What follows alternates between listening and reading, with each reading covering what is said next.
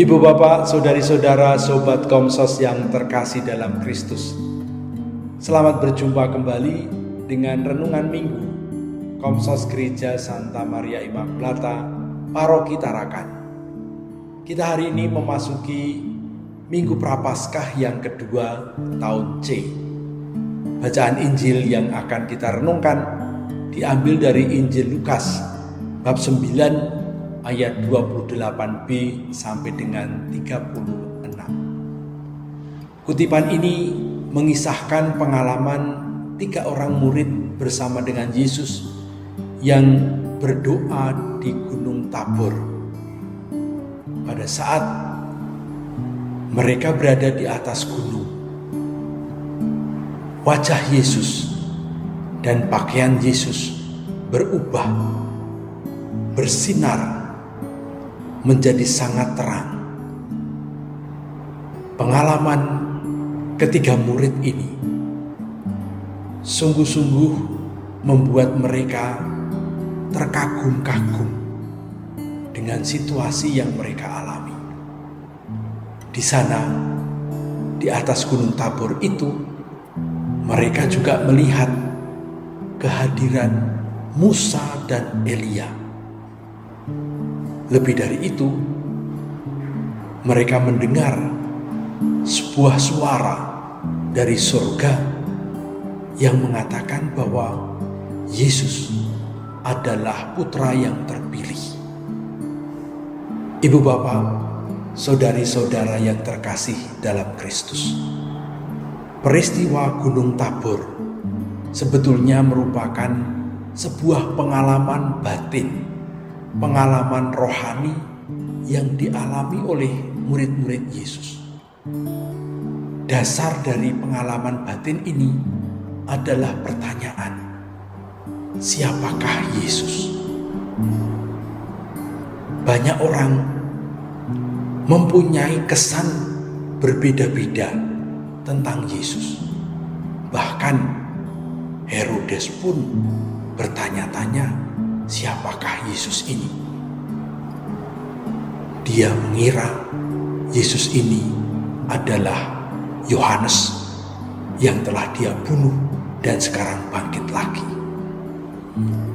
Orang-orang lain menangkap Yesus atau memahami Yesus sebagai salah seorang nabi. Di atas puncak Gunung Tabor ini, Yesus berbicara dengan Musa dan Elia. Dua tokoh perjanjian lama ini merupakan tokoh yang sangat terkenal dan dikagumi oleh bangsa Israel.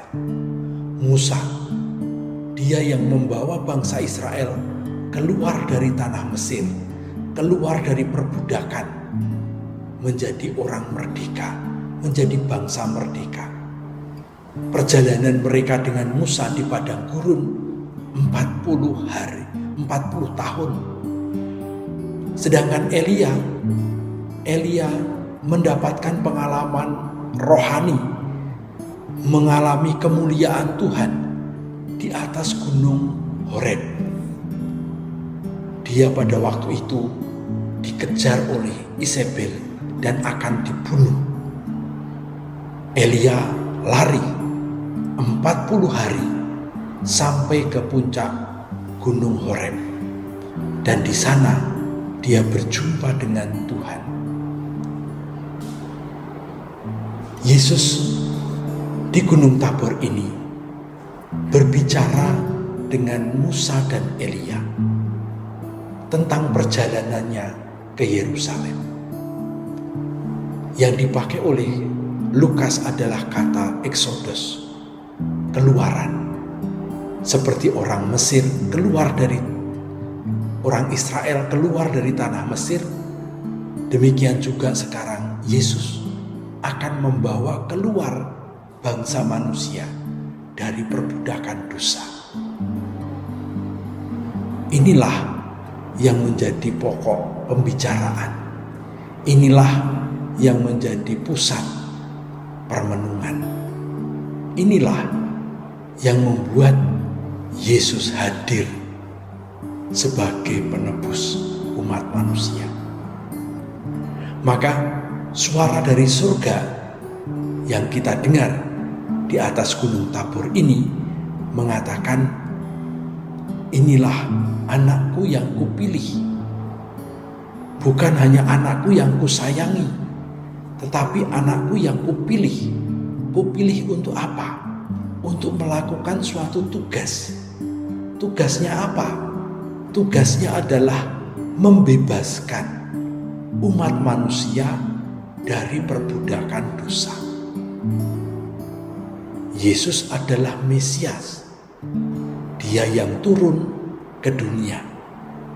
Dan dia juga adalah 100% manusia yang demi tugas perutusannya itu dia rela mengalami penderitaan, dia rela mengalami berbagai macam kesulitan yang juga dihadapi oleh manusia. Maka dengan merenungkan kutipan Yesus yang menampakkan kemuliaannya di Gunung Tabor ini, kita diajak supaya selama masa Prapaskah banyak mendengarkan Yesus.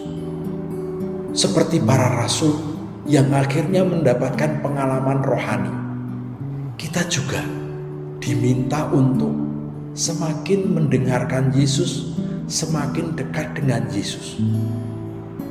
Kalau kita bisa memahami tugas perutusan Yesus, ajaran-ajaran Yesus, maka kita pun akan terbebas dari belenggu-belenggu kedosaan. Ajaran Yesus membawa kita menjadi manusia-manusia yang merdeka, menjadi manusia-manusia yang sesuai dengan kehendak Allah Bapa di surga. Maka pesan dari surga ini penting. Inilah anakku yang kupilih, dengarkanlah dia.